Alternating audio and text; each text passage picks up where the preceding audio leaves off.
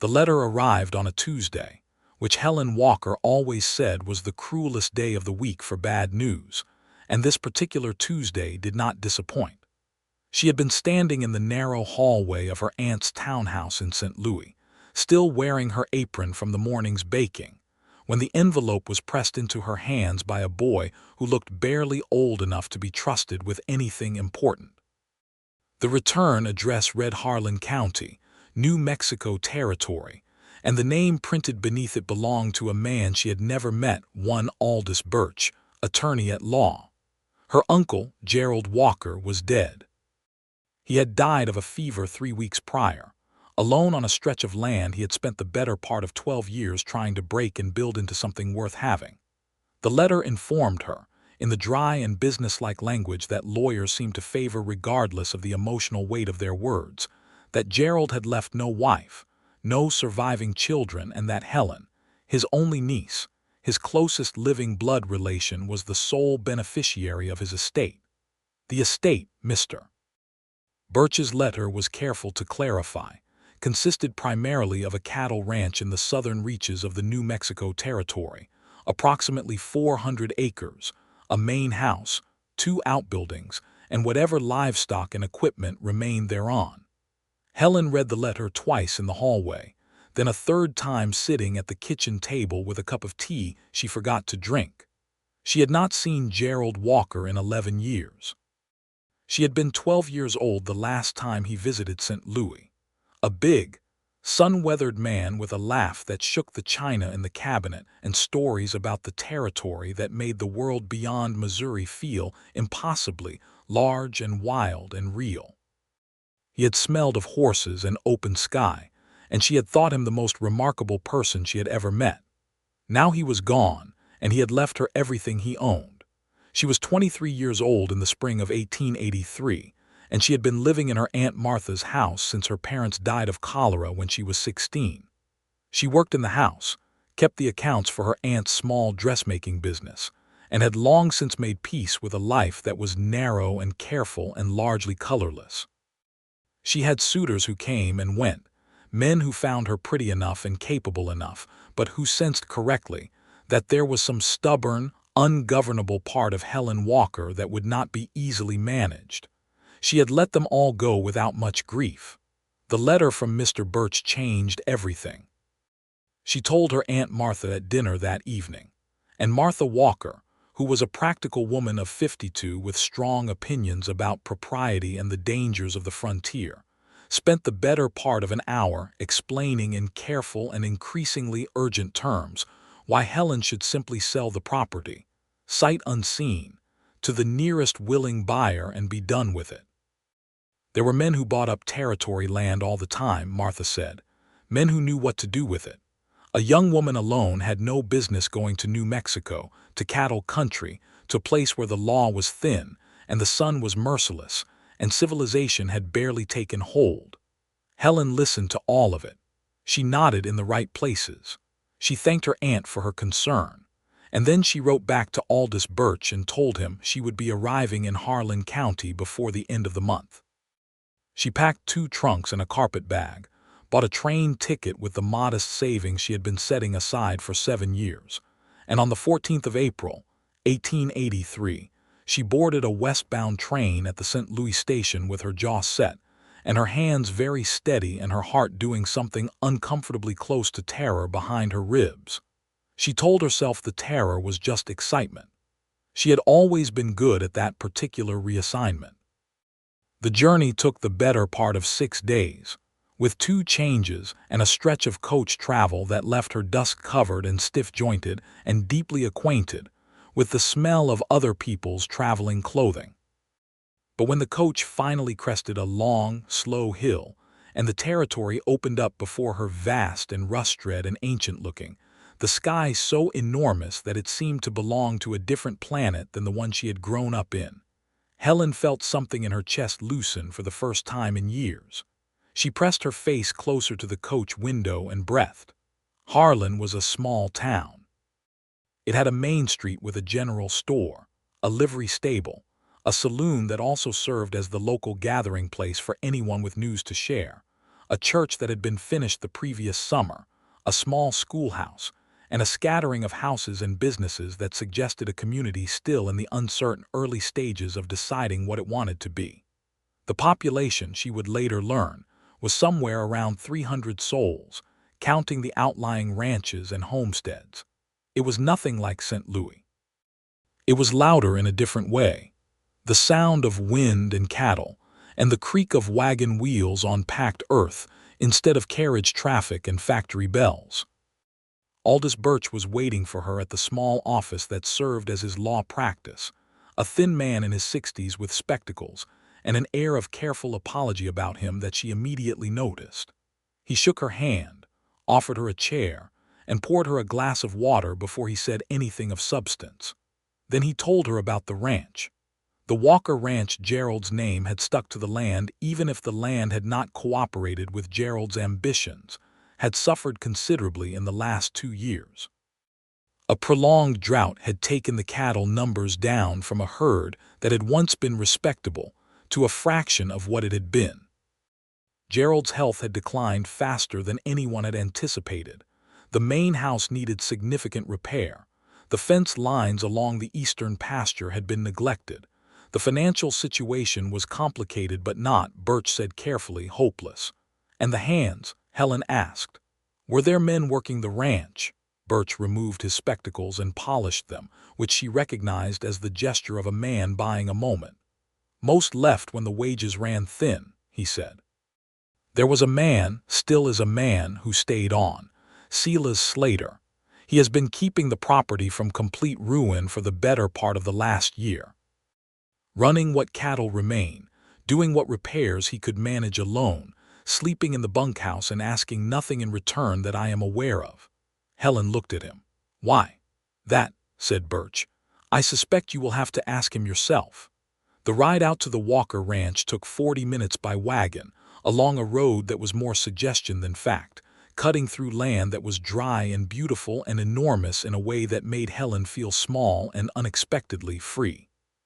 She sat beside Birch on the wagon bench and watched the country unfold around her, the scrub and the sage, the distant blue line of mountains, the hawks circling in the high air. The ranch came into view gradually. First the windmill, its blades turning slowly in the afternoon breeze.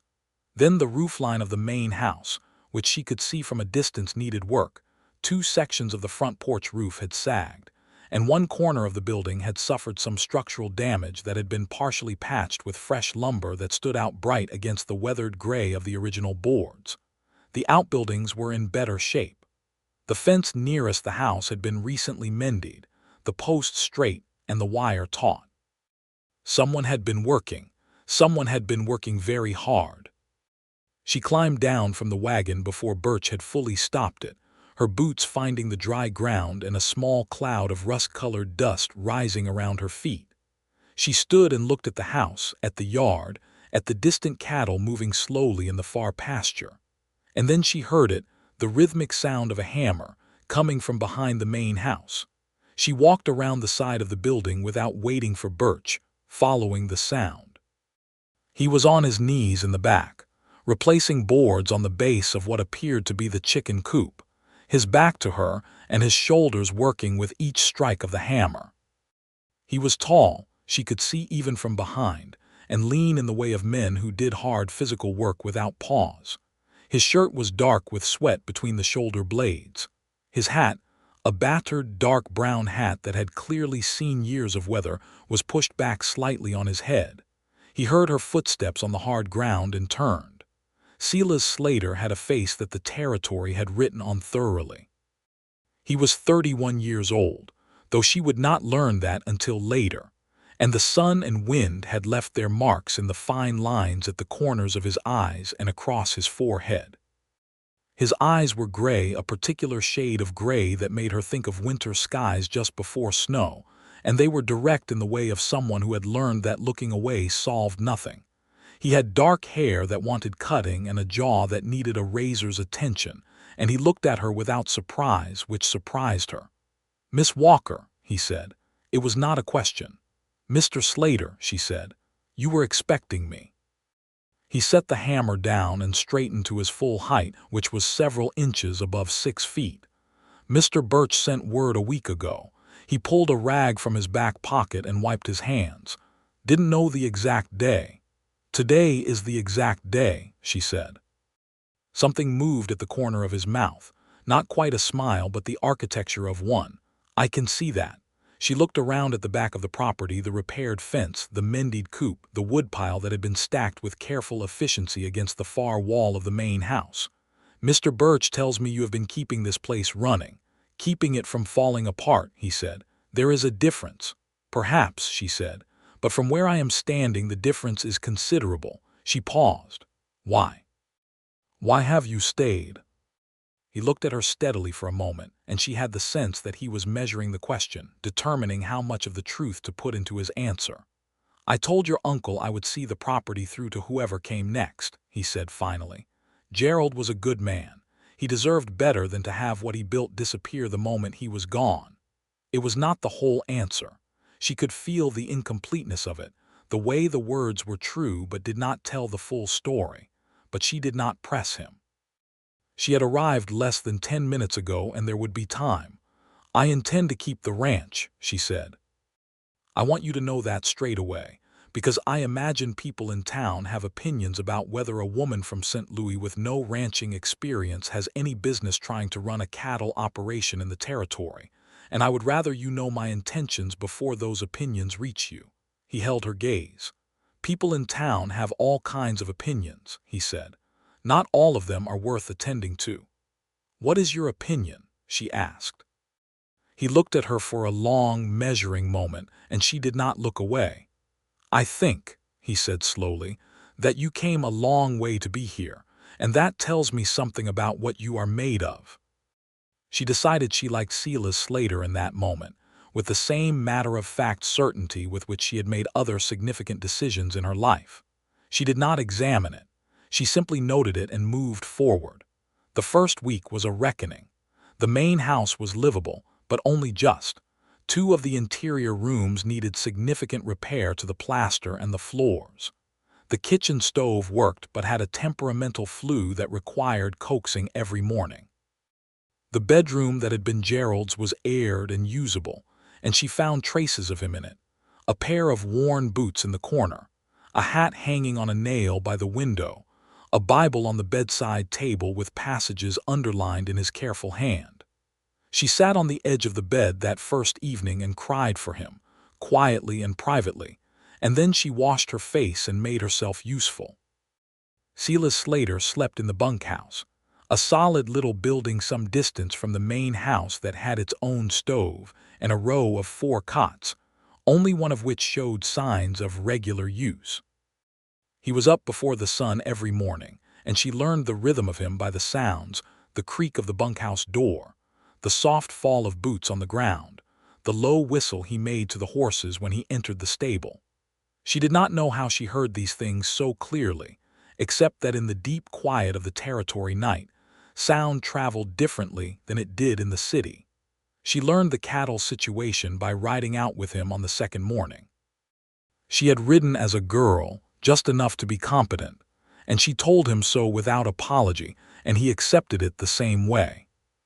He rode a big roan named Copper, steady and well-mannered, and he put her on a smaller mare named Dust, who was precisely as her name suggested, pale gray and placid, and absolutely reliable. They rode the boundaries of the 400 acres together, and he showed her the herd 67 head, which he told her had been over 200 before the drought took hold. The remaining cattle were in reasonable condition, better than he might have managed without consistent water management, and she noticed the clever system of redirected flow from the seasonal creek that he had engineered using nothing more than patience and physical labor. This was your doing? She asked, looking at the carefully dug channels. Had time to think on it, he said, which she was beginning to understand was his way of being modest about significant effort.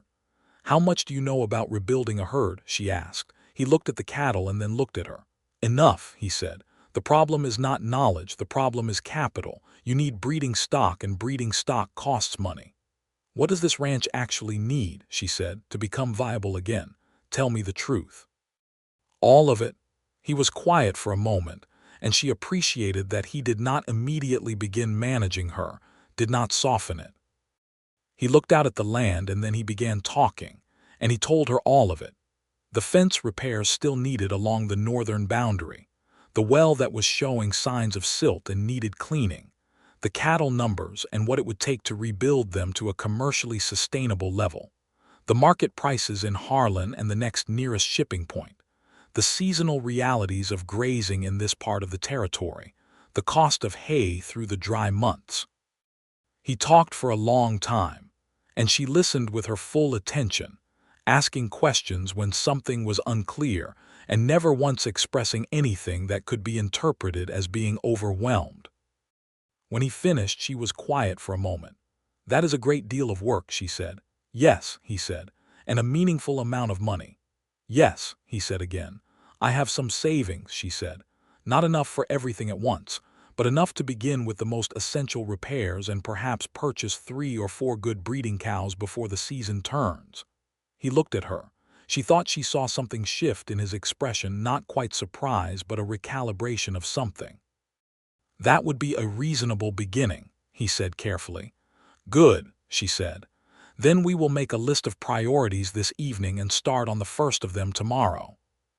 They made the list at the kitchen table after supper that first week, with a kerosene lamp between them and the sound of the wind picking up outside.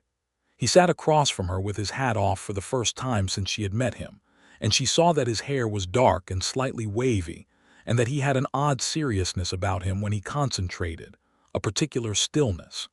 She caught herself watching him instead of the list twice, and both times she looked deliberately back at the paper. The list was long. She read it over when he had finished adding to it, then folded it and set it on the table between them. "Mr. Slater," she said, "I need to ask you something directly." "Go ahead," he said. "I cannot pay you what you are worth," she said. "Not yet. What I can offer is your keep, your bunkhouse, and a fair wage once the ranch is in a position to support one, if you choose to stay. I'm not assuming you will, and I will not think less of you if you find work elsewhere while I build this back up." He was quiet for a moment, his hands flat on the table, looking at the list. Then he looked up at her. "I will stay," he said. "Why?" she asked. It was the second time she had asked him that question. He looked at her for a moment longer than was entirely comfortable. "Because leaving now would not sit right," he said. He paused. "And because I think this ranch can be what it should have been, with the right attention." She held his gaze and felt that loosening in her chest again, the same thing she had felt when the coach crested the hill and the territory spread out before her. "Then we agree," she said. The town of Harlan had opinions, as she had anticipated. She became aware of them gradually, the way you become aware of weather, first in small signs, then more directly. The women at the general store, who were kind but careful in a way that suggested they were reserving judgment. The men who spoke to Silas Slater in lowered voices when they encountered him in town and fell quiet when she was near. The frankly curious looks that followed her down the main street when she made her supply runs. There was a man named Douglas Hale who owned the next ranch to the north, a much larger, more established operation called the Double H, who rode over on her third week to introduce himself. He was a broad, confident man in his 50s, with the kind of ease that came from long prosperity, and he was perfectly pleasant in the surface way of someone who had already decided what he was going to do and was simply completing the social formalities before doing it. He offered to buy the Walker Ranch. He made a figure that was not generous but was not insulting, framed it as a kindness, a practical solution for a young woman who surely did not want the difficulty of running a cattle operation alone, and watched her face while he said it. She thanked him for the offer, offered him a cup of the coffee she had just made, and declined. He took the coffee and was gracious about the refusal, but something in his expression, something small and careful, told her the offer had not been his last one, and that he was not accustomed to being told no by people he had already categorized as obstacles rather than neighbors. She told Silas about it that evening. He was at the kitchen table again, reviewing her uncle's old account ledgers that she had found in the study, cross-referencing the cattle numbers with what was currently on the range. He did not look up immediately when she spoke. When he did, his eyes were level and unreadable. "Hale has been wanting this land for 3 years," he said. "He offered Gerald twice. Gerald said no both times." "Then there is precedent," she said. "Gerald did not have Gerald's situation," Silas said, meaning the debt and the diminished herd and the structural repairs. "Hale will calculate that time works in his favor." "Does time work in his favor?" she asked. Silas looked at her directly. "Not if we do this right," he said. She liked the way he said "we" without ceremony, as though it had already been decided, as though it were simply accurate. The next weeks moved in a rhythm that she found, to her genuine surprise, deeply satisfying. She had never done physical work of this particular kind, the mending and the hauling and the managing of livestock and the constant reading of the land and sky that Silas seemed to do as naturally as breathing. And she was not good at it immediately, which was a fact she refused to resent.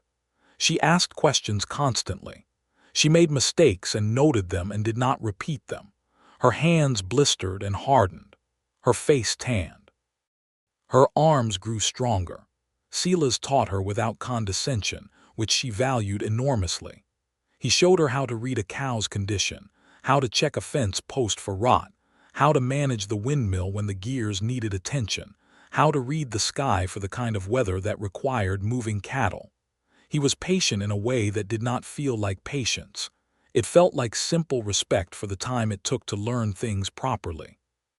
They worked side by side from before sunrise until the light failed, and in the evenings they sat at the kitchen table or on the front porch and talked about the ranch, about plans and priorities, and the slow, incremental arithmetic of rebuilding.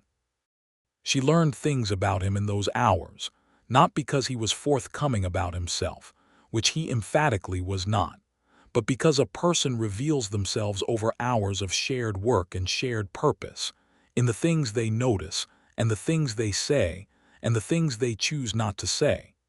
She learned that he had grown up in Texas, on a cattle operation that had been his grandfather's. That the operation had failed when Silas was in his early 20s, broken by a combination of hard seasons and his father's poor decisions.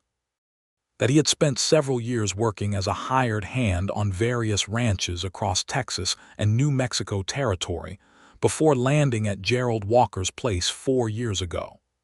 That he could read, which was not universal among the men of his world, and that he did it carefully and thoroughly, with an attention to the text that suggested he treated books the way he treated the land, as something that deserved full attention. She found this about him during the second week, when she saw a book on the bunkhouse windowsill through the open door. She learned that he had never married, and that this was not from lack of opportunity as far as she could determine, but from something more complicated, a private caution, a sense that he had not yet arrived at the circumstances in which such a thing would be wise or fair. She thought about that more than she ought to have, in the quiet of her evenings. There was a morning in the 5th week when the mare, Dust, developed a lameness in her left front leg, and Helen spent 4 hours with Silas working through the diagnosis, a stone bruise that needed careful management. And by the end of the 4 hours, she was sitting in the straw of the stable floor, her skirts entirely ruined, holding the mare's head in her lap while Silas applied a drawing poultice to the hoof, with a concentration so absolute that he had entirely forgotten to be reserved. He was talking quietly to her, to Helen, explaining what he was doing and why, and she was listening and asking questions, and at some point they had gotten very close to one another in the narrow space of the stall, close enough that she could see the individual dark lashes at the corners of those gray eyes, and something moved between them in the warm, hay-scented air of the stable that was not about the horse at all. He felt it too. She knew because he went very still for a moment, and the color changed slightly at the edge of his jaw, and then he looked very deliberately back at the horse and said something practical about the poultice. She looked very deliberately at the horse also, and felt her heart beating in a way that was entirely disproportionate to the situation. Nothing was said. Nothing happened. They finished treating the mare and came out of the stable into the bright afternoon sun and went about the rest of the day's work, and everything was exactly as it had been before. Except that it was not. It was around this time that Douglas Hale came back. He came on a Sunday, which she thought was either calculating or coincidental, and he brought with him a man named Reuben Cross, who was introduced as a land assessor, but who had the eyes of someone who was there to find problems rather than assess values. He was not invited, but he came with Hale, and Hale came with the easy confidence of a man who expects doors to open before he knocks. She received them in the front yard, because she did not want them in the house, and she stood with her arms at her sides and listened while Hale revised his offer upward by a modest amount and dressed the increase in language about the current cattle market and the cost of the drought recovery and his own considerable generosity. Silas was visible in the background at the fence where he had been working when the horses appeared on the road, and he stayed there, not approaching, not making a show of himself, simply present. "I am not selling, Mr. Hale," she said. "My answer is the same as the last time you were here, and I expect it will be the same the time after that." Hale's pleasantness became something else just briefly, something that had teeth under the surface. "Miss Walker, I would encourage you to think carefully. This territory is not kind to those who are unprepared for it, and running a cattle operation requires experience and resources that—" "Thank you for your concern," she said. "My answer is no." He looked at her for a moment, then at Silas across the yard with a different look, a taking note of him, a measuring. Then he put his hat back on and took his leave, and Reuben Cross went with him, and they rode back down the road in a cloud of dust. She stood in the yard for a moment after they were gone, steadying herself. Then she turned and found Silas walking toward her, his expression neutral but his eyes attentive. "He is not going to stop," she said. "No," Silas agreed. "What does he want with this land specifically? There is other land in the county." Silas looked out to the north, toward the boundary with the double H. "Your uncle's land has the best water access in this section of the county," he said. "The seasonal creek and the aquifer. In a drought county, water is worth more than the land itself. Hale knows it. Gerald knew it. Your uncle refused to sell precisely because of it." She thought about that. "Then the water is what we protect," she said. He looked at her, and something in his expression, that almost smile she had catalogued, appeared and steadied. "Yes," he said simply. The month of June brought two things of significance.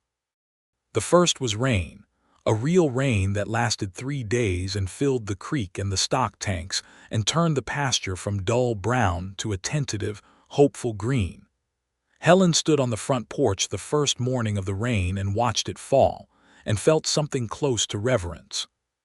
She understood now, in a way she could not have understood in St. Louis, what rain meant to this land. It was not merely weather. It was survival.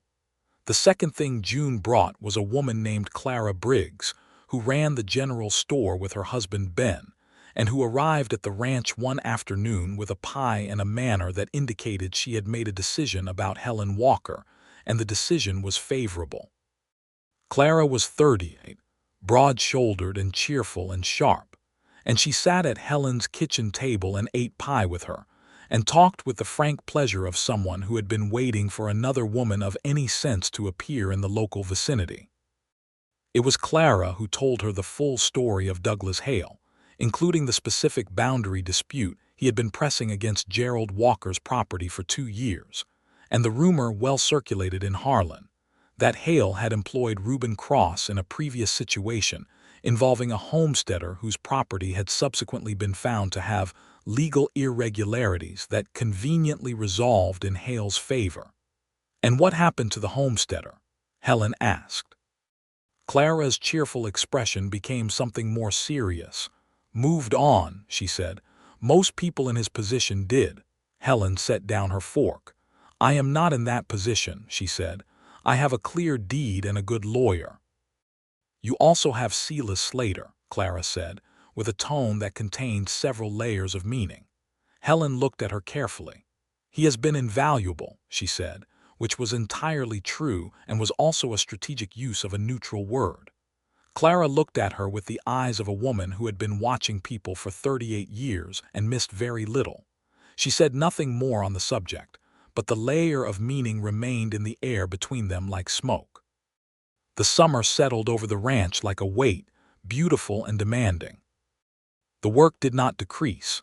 If anything, the rain that had been a blessing in June created its own set of tasks in July, as the new grass growth required careful management to avoid overgrazing the recovering pasture, and the creek that had been a trickle became a genuine watercourse that needed its banks checked for erosion. Helen bought 3 breeding cows from a ranch 20 miles south, using her savings with a care that she planned down to the last dollar. She brought them back on a clear morning in late July, with Silas riding alongside the wagon, and the process of integrating them into the existing herd occupied 2 full days and provided her with a comprehensive education in bovine social dynamics, and Silas Slater's considerable patience with both cattle and their temporary owner. At the end of the second day, when the new animals had been successfully absorbed into the herd and were grazing placidly as though they had always been there, Helen sat down on the top rail of the fence and laughed. It was a full, real laugh, surprised out of her by the sheer improbable satisfaction of it, and Silas stood below her with his arms folded on the rail and looked up at her with an expression she had not seen on him before, unguarded, warm, the smile that was usually just the architecture of itself finally complete. "What is funny?" he asked, but not as though he needed the answer. "This," she said, gesturing at the cattle, the pasture, the sky, the whole improbable enterprise. 2 months ago I was keeping accounts for a dressmaking business, and now I am managing a cattle herd in the New Mexico territory." She shook her head. "My Aunt Martha would be horrified." "Are you?" he asked. She looked at him, at the complete genuineness of the question, and felt that thing in her chest again, that loosening, that opening. "No," she said. "Not even slightly." He held her gaze for a moment, and she held his, and the air between them was the same air that had been in the stable that morning with the horse, warm and close and full of things neither of them was saying. Then one of the new cows bellowed for no apparent reason and broke the moment, and Silas turned back to watch the herd, and Helen climbed down from the fence rail, and they walked back to the house together in the long golden light of the late afternoon, with 2 feet of space between them that felt, to her, like a deliberate thing on both their parts. She could not sleep that night. She lay in Gerald's old bed with the window open, and the night sounds of the territory coming in, the insects, the distant coyotes, the occasional shift and stamp of the horses in the stable, and thought about Silas Slater with a thoroughness that she recognized as no longer being entirely about the ranch. She was not a naive woman. She had read enough and observed enough and experienced enough of her own interior life to know what it meant when a person occupied your thoughts at the precise hours, when thought had nothing practical to occupy it with. She knew what it meant when you were aware of exactly where in a room another person was standing without looking at them, when the sound of their voice doing something entirely ordinary produced a response in your body that had nothing to do with the words being said. She was falling in love with Silas Slater. She registered this the way she registered other significant facts, clearly, directly, without flinching from it. The more relevant question was what to do with the information. Nothing immediately, she decided. They had a ranch to run. She had no idea what he felt, and she was not the kind of woman who made declarations without evidence. But she stopped trying not to look at him quite as carefully as she had been, and she let herself smile at him more directly when something amused her, and she noticed that when she did, something in him shifted a slight increase in his own directness, a warmth at the edges of his usual reserve. In August, the trouble with Douglas Hale became something more than a pair of unwanted visits. It began with the cattle, 3 of her animals found on the northern boundary of the property, on the wrong side of the fence line, a fence line that she was certain had been intact. She and Silas spent a morning walking that boundary and found two sections where the wire had been cut clean and then loosely replaced to look intact at a casual glance, and found the tracks of horses on Hale's side of the line. She told Birch about it, and Birch made a formal note and told her that, without direct evidence of who had cut the wire, the matter was difficult to pursue legally. He did not look surprised, which she found informative. Then came a conversation in town at the general store, where she overheard two men discussing the Walker ranch, or rather, discussing her, with the easy authority of people who have decided to find a situation unfortunate from a safe distance. The words were not overtly hostile, but the subtext was clear. A woman running a ranch alone was a problem looking for a solution, and the sensible solution was obvious. She purchased her supplies from Clara Briggs with complete composure and went home and told Silas, who listened without interrupting and then said, with a measured precision, "He is trying to make it uncomfortable enough that you choose to leave." "He has miscalculated my threshold for discomfort," she said. Something sparked in Silas's gray eyes. "Yes," he said, "I'm beginning to think he has." The shift between them happened in September, in the way that significant shifts often happen, not dramatically, not with the theatrical fanfare that stories sometimes assign to such moments, but quietly, in the particular grammar of people who have been honest with each other for long enough that the next honest thing becomes inevitable. It was an evening in early September, the kind of evening the territory produced in its finest moments. The sky doing extraordinary things with color, orange and rose, and a deep reddish purple that seemed too vivid to be real. They had finished the day's work and were on the front porch, she in the old wooden chair that had been Gerald's and Silas on the porch steps with his arms on his knees, and they had been talking about nothing in particular, the comfortable, wandering conversation of people who have accumulated enough shared context to make silence interesting. She had said something about Gerald, about a memory she had of him from her childhood, the way he had described the territory sky to her when she was 12, said it looked like the world was on fire but meant it as a compliment. She laughed, telling it, and looked up at the sky above them, and when she looked back down, Silas was looking at her. Not at the sky, at her.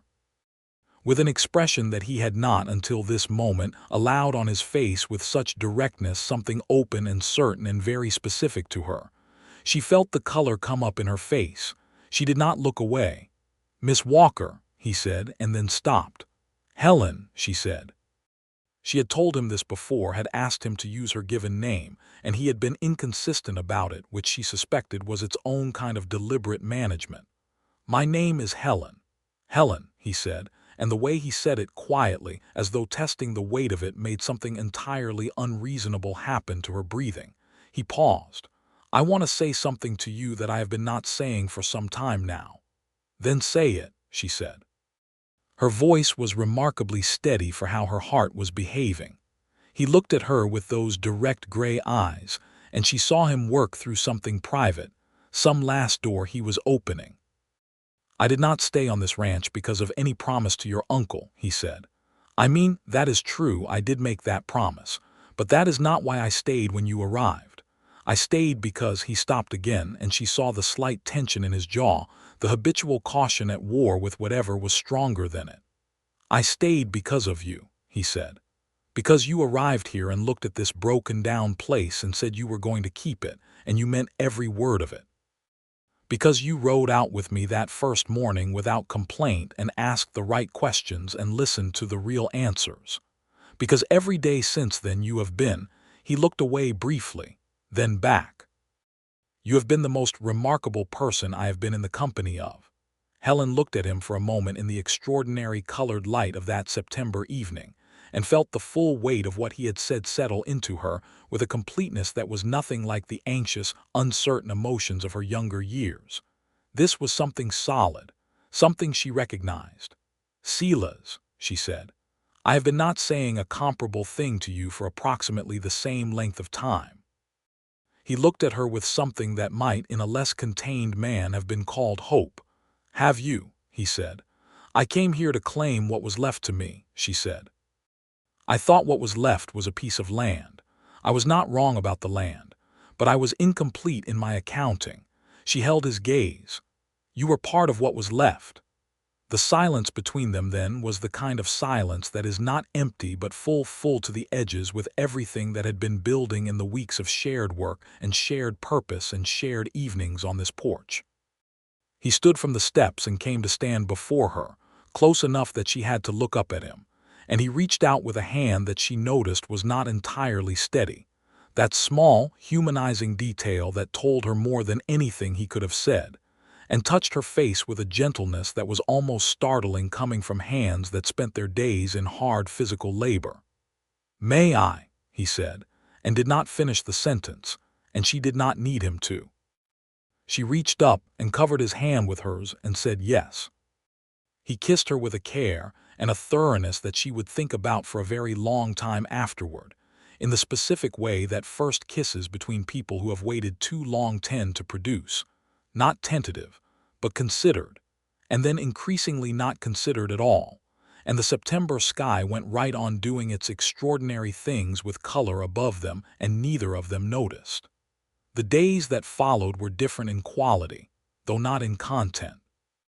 They still rose before the sun and worked until the light failed, and made their lists at the kitchen table, and rode the boundary lines, and managed the herd, and negotiated with the ranch's various demands. But there was a new dimension to everything, the easy, unguarded smiles he gave her now, the way his hand would find the small of her back when they were walking through a narrow space, the evenings on the porch that lasted longer than they needed to and were spent closer together. She caught Clara Briggs looking at her with deep satisfaction one morning in the general store, with the expression of a woman who had predicted exactly this outcome. "Don't say a word," Helen told her, but she was smiling. "I have not said anything," Clara said, innocently, and handed her the mail. There was a letter in the mail from Aldous Birch, and it contained information that required attention. Douglas Hale had filed a claim with the Territorial Land Office suggesting a boundary dispute, claiming that a section of the Walker Ranch's eastern pasture properly belonged to the Double H based on a surveying irregularity that predated Gerald Walker's original purchase. The claim was not well-founded, Birch believed, but it would require a formal response and possibly a survey to refute. She read the letter in the wagon on the way home and then handed it to Silas when she arrived, and he read it standing in the yard with the same steady attention he brought to everything. "This is the next move," she said. "Yes," he said. "Can he make it stick?" Silas folded the letter carefully and handed it back. "Not if the original survey holds up," he said, "and I believe it does. Your uncle was careful about his documentation." He paused. "There is a surveyor in Santa Fe who does this kind of work. Birch would know him." "Write to Birch," she said. "Today. We need that survey commissioned before Hale can get his own man out there to muddy the record." He looked at her with that specific expression she had catalogued, admiration running under the surface of his reserve like a current under still water. "Today," he agreed. They fought back methodically, which was Helen's preferred mode of combat. Birch engaged the Santa Fe surveyor. The original boundary marks were found, documented, and formally registered with the Territorial Land Office. The survey was unambiguous.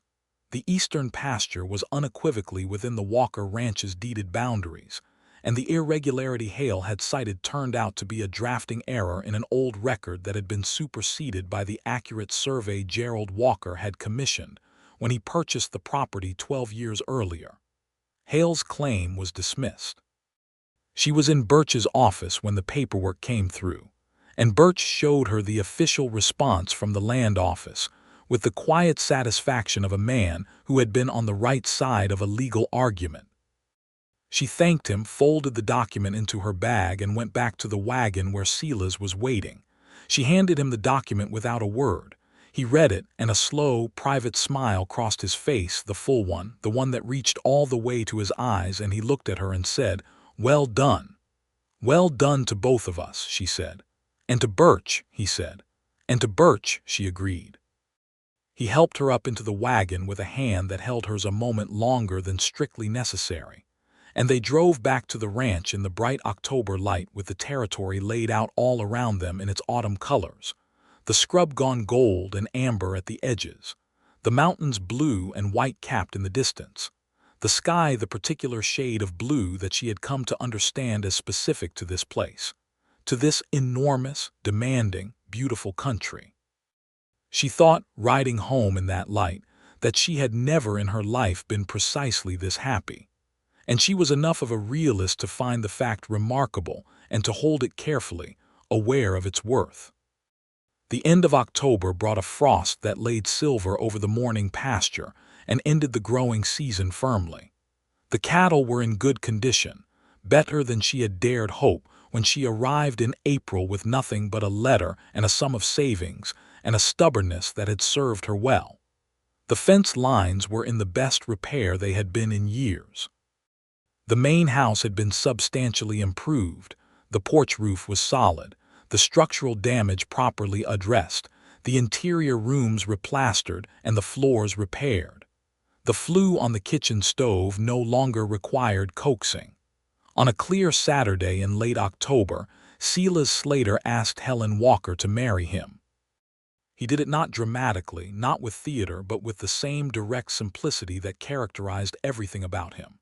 He came to the front porch where she was reading in the last of the afternoon light, and he sat down on the steps the way he always did, and he was quiet for a moment in the way he always was before he said something important, and then he said her name. Helen. She looked up from the book. "I want to marry you," he said, "if you are willing. I do not have a great deal to offer in terms of property or position, and I am aware that you have managed very well without me for most of your life.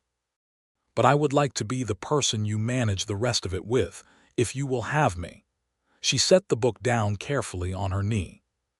She looked at him, at the honest, open face that the territory had written on so thoroughly, at the gray eyes that were as direct as they had been the first morning she had walked around the side of the house following the sound of a hammer, at the hands that had held this ranch together out of loyalty and principle, and something she now understood was love, or the beginning of it from the moment she had arrived. "Silas," she said, "you have the most significant thing a person can offer." He looked at her, waiting. "You are completely honest," she said.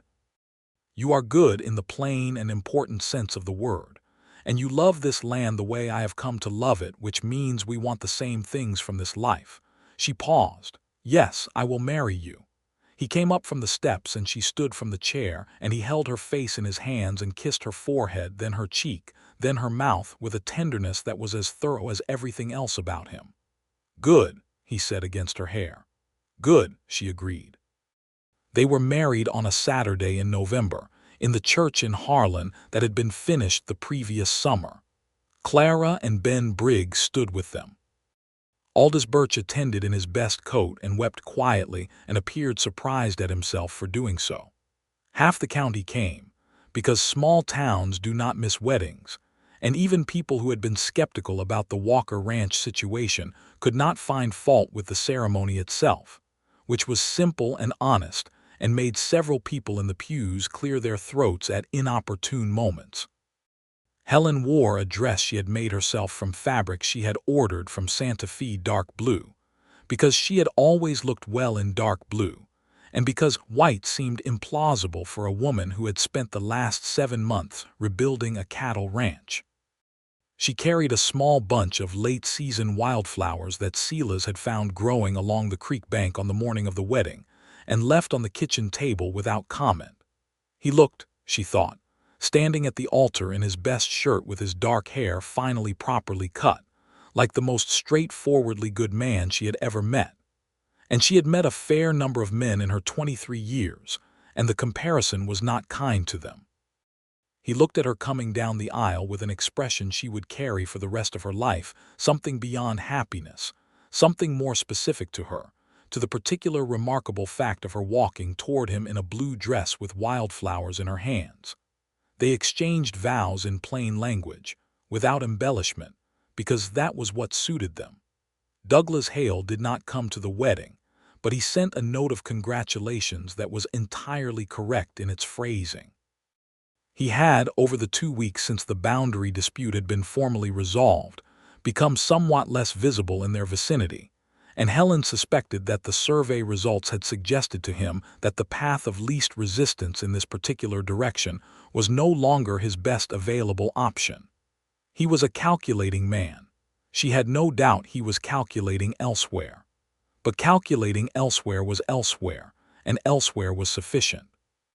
They had a small supper at the ranch that evening, the Briggs family, Birch, the minister and his wife, and a handful of neighboring ranching families who had become, over the months of Helen's tenancy, genuinely friendly. The kitchen was warm and the food was substantial, and the conversation was the kind that happens when people who work hard land in a room together for an occasion that is purely celebratory.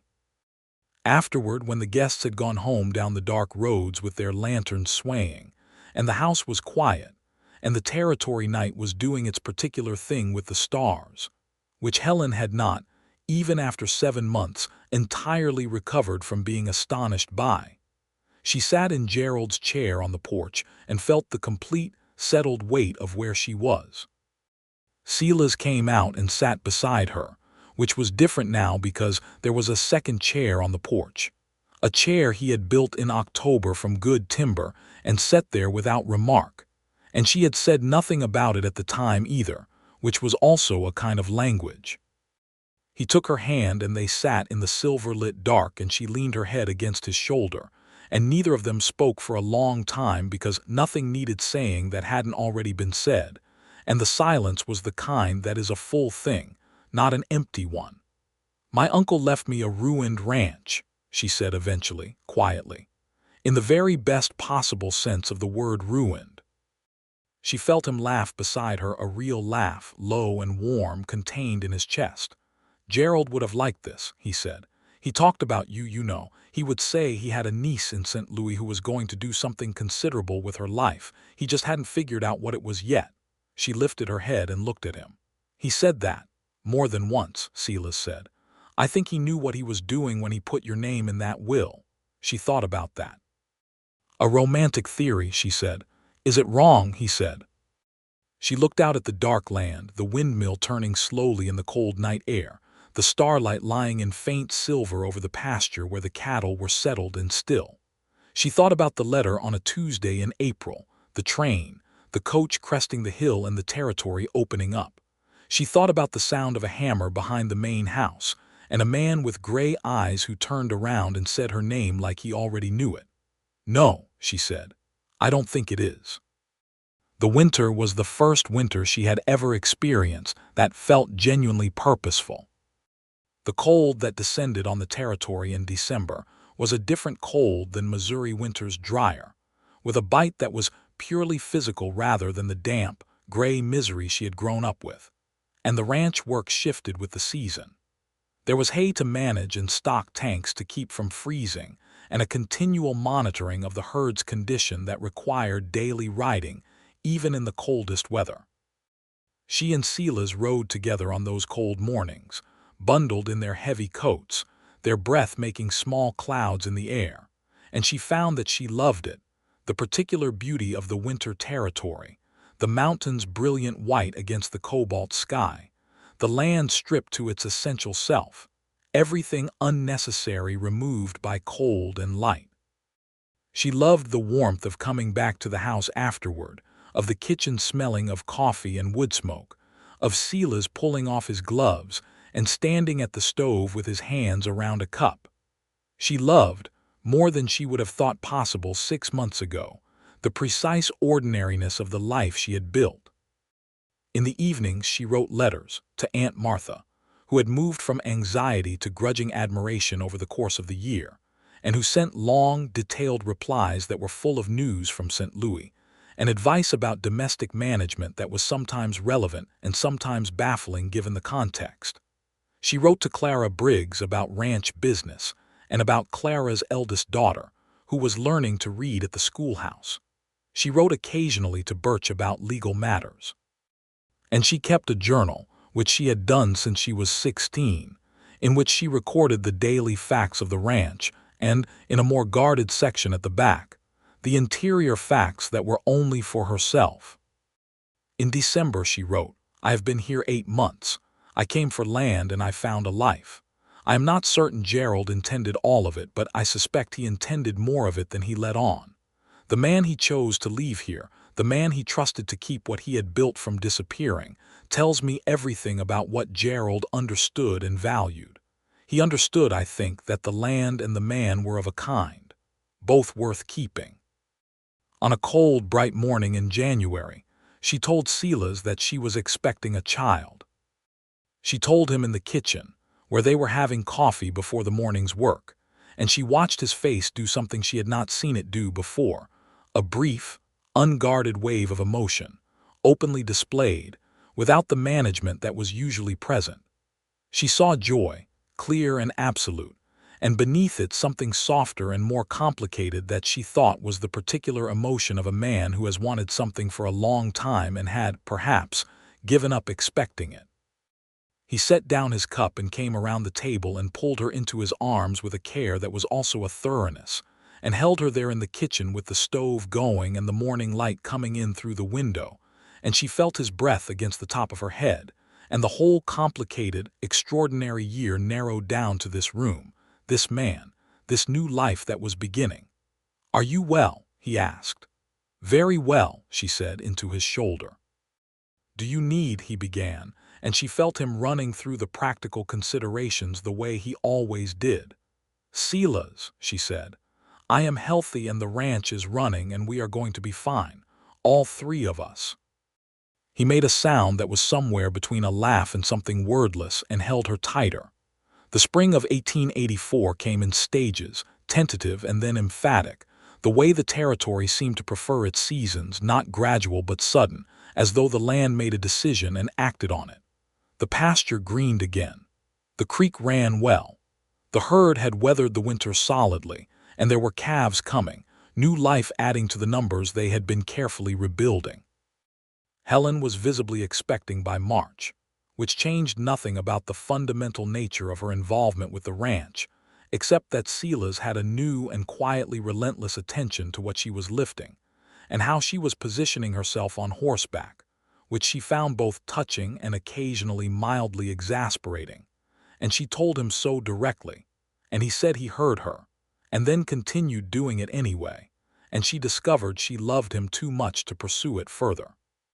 Clara Briggs became an invaluable presence in the spring months, riding out to the ranch periodically with the easy authority of a woman who had borne 3 children and had opinions about all aspects of the process. She and Helen had become genuinely close, the kind of friendship that develops between women of compatible intelligence who find themselves in proximity and have the good sense to recognize each other. And Clara's company was one of the things Helen would credit afterward for the sanity of those months. She also wrote to her Aunt Martha, who surprised her completely by writing back to say she intended to visit. Martha Walker arrived in Harlan in May on the same coach Helen had taken the year before, and she was exactly as Helen remembered, practical, sharp, and fundamentally decent beneath the layers of St. Louis propriety. She stood in the yard of the ranch and looked at it with an expression that went through several stages before arriving at something that was not quite approval, but was closely related to it. She shook Silas Slater's hand and looked him over in the way of a woman who takes stock of men quickly and has rarely been wrong about them. He met her gaze and was polite without being deferential, and she appeared to find this satisfactory. "You have done well," she said to Helen, which from Martha Walker was the equivalent of a passionate endorsement. "We have done well," Helen said. Martha looked between them at the straightforward fact of them standing together, the particular ease of people who have been through something together and come out the other side. She nodded once. "Yes," she said, "I can see that."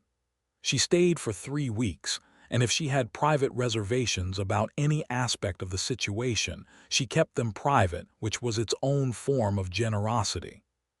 She helped with the kitchen and the household accounts, and took a genuine interest in the mechanics of the ranch operation. asking questions that showed she was paying attention. She and Silas achieved a kind of mutual respect that was, Helen observed, more genuine than polite, built on the foundation of their shared central concern. When she left, she embraced Helen at the coach and held her longer than Helen had expected and said quietly, "Gerald chose well, in the land and in what he left with it." Helen held on for a moment. "He always did," she said. The baby was born in July of 1884, a boy, delivered safely with Clara Briggs in attendance and the midwife from Harlan, who had attended a great many territory births, and had the calm competence that came from having seen most things that could happen and knowing what to do about all of them. Silas sat in the kitchen through the hours of labor, which Helen afterward learned he had spent in a state of controlled tension that had expressed itself as reorganizing the woodpile, and then, when that was done, reorganizing it again in a different configuration. When Clara came out and told him he had a son and that Helen was well, he stood very still for a moment and then followed Clara back into the bedroom and sat beside Helen and looked at the child in her arms with an expression she could not have described except to say it was the most completely open she had ever seen him. "Hello," he said, very quietly to the baby. The baby, who had dark hair and appeared to have formed an early opinion about the world, regarded him with indeterminate gray-blue eyes. "He has your eyes," Helen said. "He has your expression," Silas said. "The one that suggests he is taking notes." She laughed, which hurt, and Silas reached out with one careful finger and touched his son's cheek. They named him Gerald because there was no other name that would have been right. Young Gerald Walker Slater grew with the confidence of a child who is loved without qualification, in a house that was warm in winter and cool in summer and full of the sounds of a working ranch. The horses, the cattle, the wind, the voices of his parents talking in the kitchen in the evenings. He had his mother's steady attention and his father's patience, and from a very early age he showed a complete devotion to the horses that suggested he was going to be, like his father, a person who understood animals in a particular way. The ranch continued to grow. By the end of 1884, the herd was at 90 head. By the spring of 1885, they had crossed 100, which was the number Helen had privately identified as the threshold of genuine viability. She kept the accounts with the same precision she had brought to her aunt's dressmaking business, and the numbers told a story of steady, careful recovery, not dramatic, not sudden, but real and cumulative in the way that genuine things tend to be. Douglas Hale had largely receded from their lives. The boundary survey and the legal resolution of his claim had settled the matter, and he had, as Helen suspected, he would redirected his acquisitive energies to other targets in the county. She encountered him occasionally in Harlan, and they were civil to one another, which was sufficient. Some things in the territory resolved not dramatically, but simply by enduring past the point where they were worth the other party's effort, and this had been one of them. In the evenings, Gerald was in bed and the ranch was quiet. Silas and Helen sat on the porch in the chairs that stood side by side, the original chair that had been Gerald Walker's, and the one Silas had built in October of their first shared year, and talked or did not talk, as the mood required.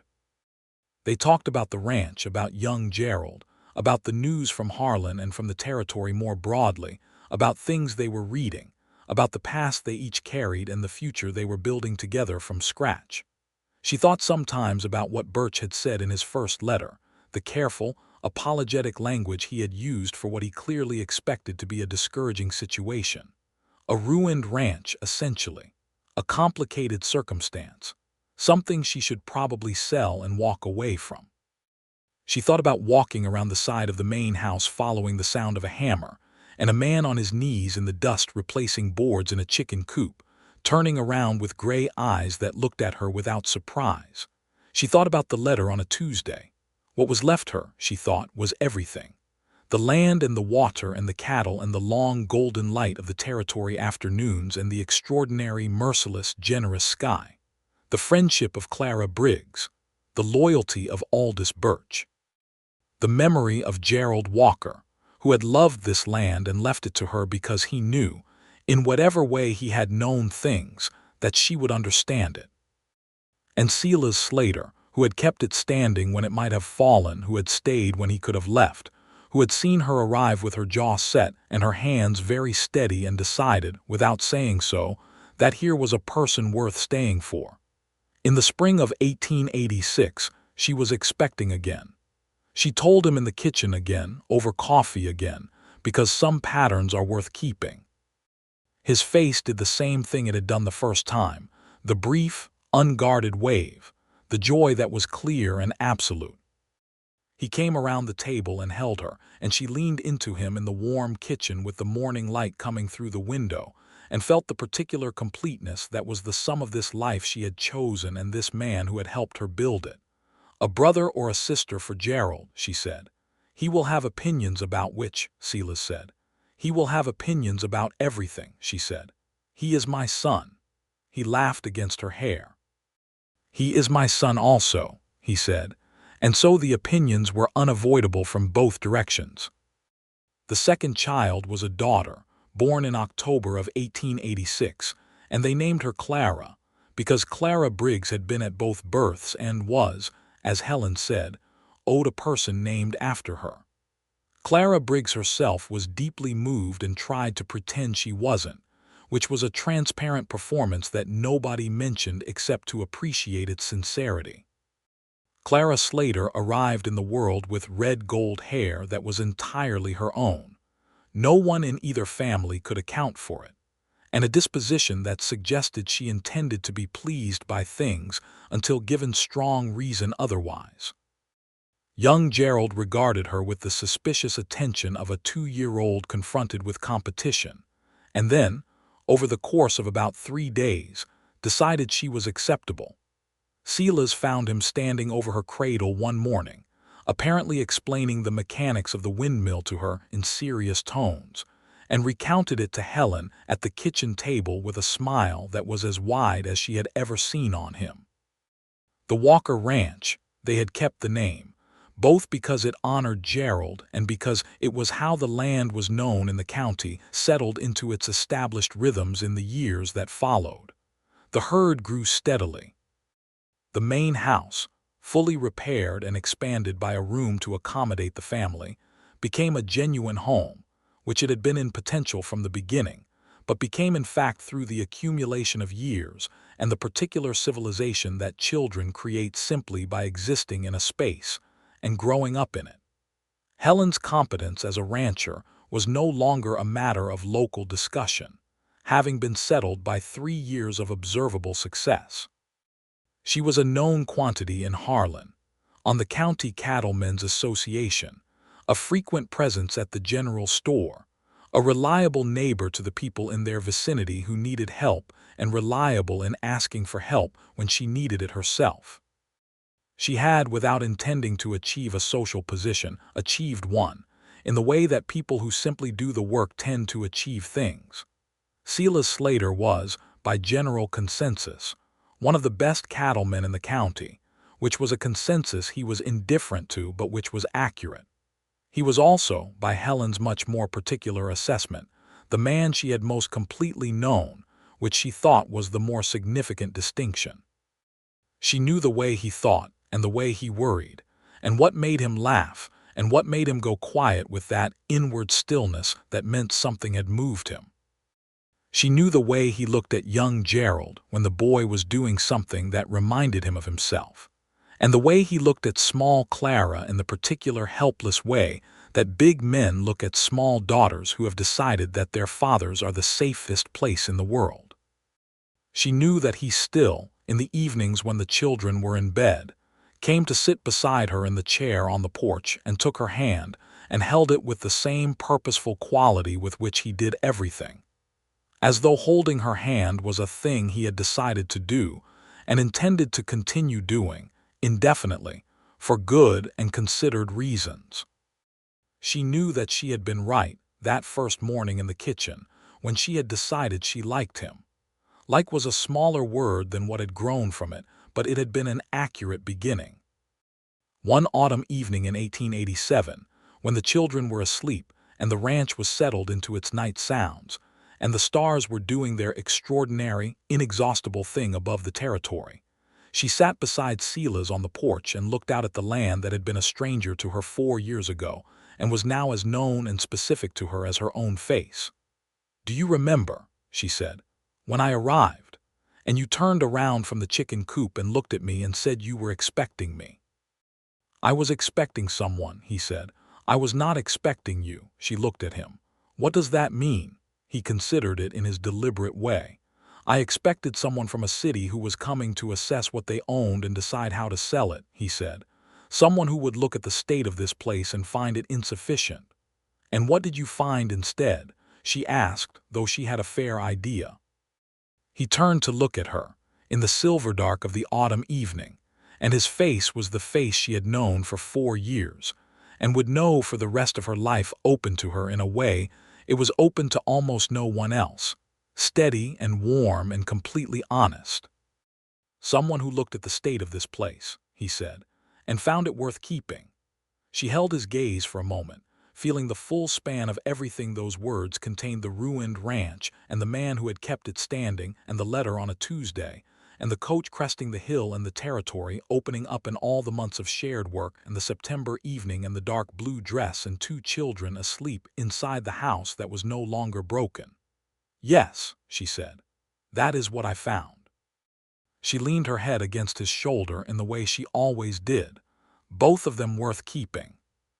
He put his arm around her and drew her in, and they sat in the enormous, starlit quiet of the New Mexico territory in the autumn of 1887, and the windmill turned in the slow night wind, and the cattle were still in the far pasture, and the house behind them was warm and full of the sleeping presence of their children, and everything that had needed to be built had been built, and everything that had needed to be found had been found, and the land stretched out in every direction around them, patient and beautiful and permanent, exactly as it had been when she first saw it from the crest of a hill in a coach in April, and felt something in her chest loosen for the first time in years. She had come to claim what was left her. What was left her was this: the land, the man, the life, the stars, the wind, the sound of her children breathing, the warmth of his arm around her shoulders. She had arrived to find a ruined ranch and a man who had kept it standing, and she had kept them both, and they had kept her in return, and the accounting was complete, and the balance was full, and there was nothing left unfinished, and nowhere left to go that was better than exactly here. The territory night went on doing its extraordinary, infinite things, and Helen Walker Slater, who had come west on a train in April with 2 trunks and a carpet bag, and a stubbornness that had served her well, sat in her chair beside her husband on the porch of the ranch that bore her family's name, and thought, with the clarity of perfect honesty, that this was the most exact and precise version of the life she had not known she was looking for, until she arrived and found it already waiting. Half ruined and entirely real, and worth every single thing it had cost her. She would not have changed a word of it, not the letter on a Tuesday, not the 6 days on the train, not the blistered hands and the long miles in the saddle and the legal battles, and the cold winter mornings and Douglas Hale and his calculated visits, and the days when the arithmetic of recovery seemed to add up to nothing hopeful at all. Not a single word of it, because every word of it had led here, to this chair, on this porch in this country, beside this man who had turned around from a chicken coop with gray eyes and a hammer and already known her name. Gerald and Clara would grow up on this land. They would know its rhythms and its demands and its enormous particular beauty, and it would write itself on them the way it had written itself on their father's face and their mother's hands, the way the territory wrote itself on everyone who stayed long enough to understand it. They would grow up between parents who worked alongside each other and laughed with each other and disagreed with each other in the direct, honest way of people who respect each other too much to be anything but truthful. They would grow up knowing that love was not a soft, passive thing, but an active one, something built and tended and chosen, again and again, the same way a ranch is built and tended, with patience and labor and a willingness to stay when staying is difficult. And on the nights when the stars were this extravagant overhead, and the wind moved through the scrub and the windmill turned, and the whole enormous territory breathed in its sleep, Silas Slater would hold his wife's hand in the dark, and Helen Walker Slater would lean her head against her husband's shoulder, and nothing would remain unfinished between them, and the land would hold them both, and they would hold each other, and the rest of the world, the Tuesday letters and the coach roads and the cities full of narrow, careful, colorless lives would be very far away and not missed at all. This was what was left her. This was everything.